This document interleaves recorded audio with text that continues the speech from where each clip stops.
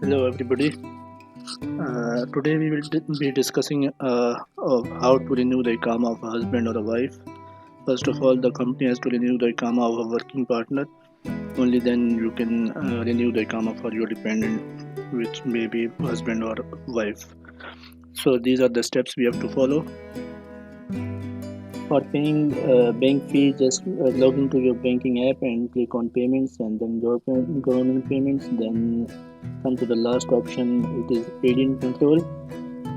After that, click on renew Iqama, feed the Iqama number, and then Iqama duration. It may be from 3 months, 6 months, 9 months, or 12 months. So mostly it is used 12 months because it's for a year.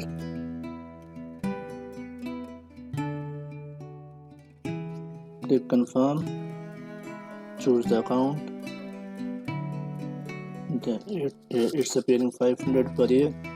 So just confirm it and print the voucher. Here is the voucher. Keep it for the record. Then for the text, again click on payments, payment agent control, and then come to the last option. It is associate fees for all registered associates. Here also feed the Iqama number and feed the date from the expiry date.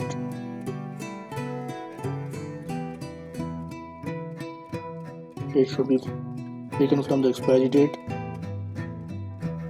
till 1 year, extending 1 year. Click confirm.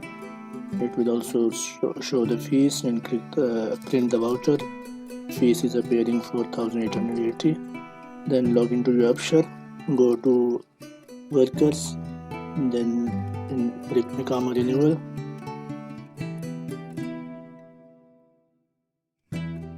Select 1 year, tick in the box, click next,